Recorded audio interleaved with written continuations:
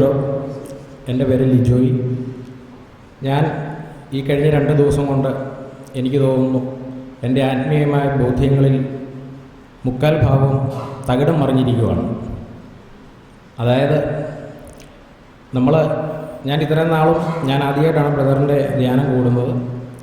എനിക്ക് ഏറ്റവും കൂടുതൽ സ്ട്രൈക്ക് ചെയ്തൊരു കാര്യം എന്ന് പറഞ്ഞാൽ, അതായത് നമ്മുടെ ഉള്ളിലുള്ള പരിശുദ്ധാത്മാവ്, ദൈവം തന്നെയായ പരിശുദ്ധാത്മാവ് നമുക്ക് വേണ്ടി പ്രാർത്ഥിക്കുന്നു. അതായത് ദൈവം നമുക്ക് വേണ്ടി പ്രാർത്ഥിക്കുന്ന ഒരു വലിയൊരു സംഭവം, അതാണ് എനിക്ക് ഏറ്റവും കൂടുതൽ. ഇനിയിപ്പം എനിക്ക് ഒന്നും പറയേണ്ട കാര്യമില്ല, കാരണം ദൈവം എൻ്റെ ഉള്ളിലുണ്ട്, ആ പരിശുദ്ധാത്മാവ് എനിക്ക് വേണ്ടി പ്രാർത്ഥിക്കുക.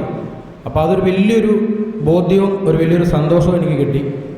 അതുപോലെ സിസ്റ്റർ പറഞ്ഞ പോലെ ഞാൻ ഇന്ന് സംസാരിക്കാൻ പോയപ്പോൾ ഒത്തിരി സന്തോഷത്തോടെയാണ് പോയത്. കാരണം 2000 കൊല്ലങ്ങൾക്ക് മുമ്പ് എൻ്റെ പാപങ്ങൾക്ക് വേണ്ടി പരിഹാരം ചെയ്തു.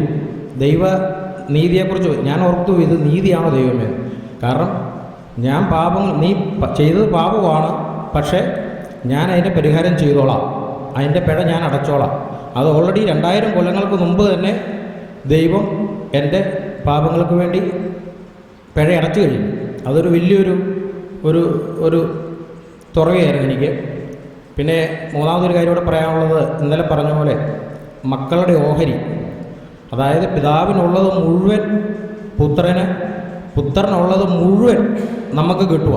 അപ്പം നമ്മൾ ഒരു പുതു സൃഷ്ടിയാവുക. അപ്പം ഞാനും ഒരു ക്രിസ്തുവായ പോലെ, ഞാനും ഒരു ക്രിസ്തുവാകുന്ന പോലെ തന്നെ ഉള്ളൊരു സംഭവമായിരുന്നു. അതും വലിയൊരു സ്ട്രൈക്കിംഗ് ആയിരുന്നു എന്നെ സംബന്ധിച്ചോളം. ഇപ്പം എനിക്ക് അതുകൊണ്ട് ഞാൻ ആദ്യമായിട്ടാണ് ഇങ്ങനത്തെ ധ്യാനങ്ങൾ കൂടുന്നത്. അപ്പോൾ എനിക്കിപ്പോൾ അതുകൊണ്ട് വചനത്തോടൊക്കെ ഒരു കൊതി പോലെയാണ്. ഞാൻ 5 മിനിറ്റ് കിട്ടിയ ഓടി വന്ന് ഈ വചനം വായിക്കുക, ദൈവത്തോടുള്ള സ്നേഹം കൂടിയിരിക്കുക. അപ്പം അതിന് പ്രത്യേകമായിട്ട് ബ്രദറിനോടും ദൈവത്തോടൊക്കെ പ്രത്യേകം ഞാൻ നന്ദി പറയുന്നു. Thank you.